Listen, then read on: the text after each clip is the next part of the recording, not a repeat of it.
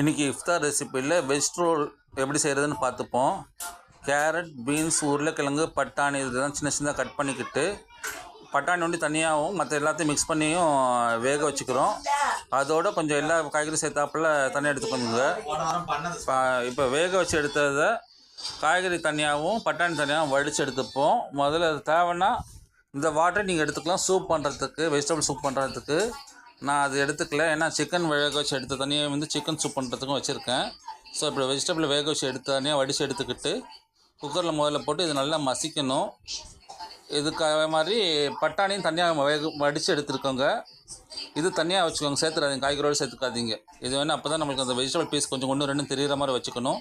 So இந்த வேக வச்ச பட்டாணி, உருளைக்கிழங்கு, பீன்ஸ் எல்லாத்தையுமே நல்லா ஃபைனாக மசிக்கணும். நம்ம மசிக்கிறது எப்படின்னா வெஜிடபிளே தெரியாத அளவுக்கு நல்லா மசிச்சுட்டே இருக்கணும். இதில் நல்லா ஃபைனாக மசிச்சிட்டிங்களாக்கும் இது வந்து இப்போ எல்லாம் பீஸ் பீஸாக தெரியுது பார்த்திங்கன்னா, இது எதுவுமே தெரியாது. ஒரு நல்ல தின் பேஸ்டாட்டாக வந்துடும் உங்களுக்கு.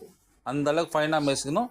தண்ணி இருக்கக்கூடாது, அது நீங்கள் பார்த்துக்கோங்க. கொஞ்சம் காய்கறி வடித்ததுக்கப்புறமா போடுங்க, காய வச்சுட்டு. இப்போ மசிச்சிட்டோம். இப்போ இதோட உப்பு, கொஞ்சம் மசாலா தூள் இது லைட்டாக போட்டால் போதும். கொஞ்சம் ஸ்பைசிக்காண்டி தான். உங்கள் டேஸ்ட் தகுந்த மாதிரி கூட கொஞ்சம் போடாலும் போட்டுக்கலாம். இதெல்லாம் போட்டுக்கோங்க.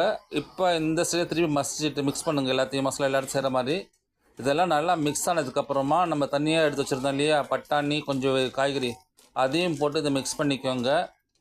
அப்போ ஃபஸ்ட்டே வந்து மாவை பிசைஞ்சு ஊற வச்சுருந்தோம், மைதா மாவை, அது சின்ன உருண்டையாக பிடிச்சி தின்னாக ரோல் பண்ணிக்கிட்டு இப்போ நம்ம வெஜிடபிள் மிக்ஸ் இருக்கு இல்லையா, அது கொஞ்சம் சிலிண்டர் ஷேப்புக்கு ரோல் பண்ணிக்கிட்டு இந்த துண்டில் உள்ளே வச்சுட்டு சைடை ரெண்டுத்தையும் மடிக்கணும். ஃபஸ்ட்டு 2 சைடையும் மடிக்கணும். நீங்கள் இந்த மாதிரி ஃபஸ்ட் சைடும் சென்டரில் வச்சுட்டு மடிச்சிட்டிங்களாக்கும் அப்போ மேலேருந்து ரோல் பண்ணிவிட்டு வந்தீங்களாக்கும் வெஜ் ரோல் ரெடி ஆகிடும். கையில் வச்சு கொஞ்சம் ரோல் பண்ணிக்கிட்டு நம்ம கார்ன்ஃப்ளவர் மாவு வச்சுருக்கலாம், டிப் பண்ணி ப்ரெட் க்ரம்ஸ்லேயும் நீங்கள் போட்டுட்டிங்களாக்கும் போட்டு வச்சுட்டு எல்லாம் பண்ணதுக்கப்புறமா ஆயிலில் போட்டு பொரிச்சு எடுத்தீங்களாக்கும் அழகான வெஜ் ரோல் உங்களுக்கு ரெடி ஆகிடும்.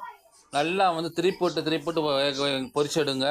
நல்லா கோல்டன் கலரில் வரணும், அதை பார்த்துக்கோங்க. சிம் ஃப்ரையரில் வச்சுக்கோங்க. ஏன்னா இது ஆல்ரெடி நம்ம வேக வச்சது தான், அவுட்டர் கவர் வேண்டி தான் வேகணும். மற்றபடி காய்கறிலாம் வந்துருச்சு, அதனால் நம்ம கவலை பண்ண வேண்டியதில்லை.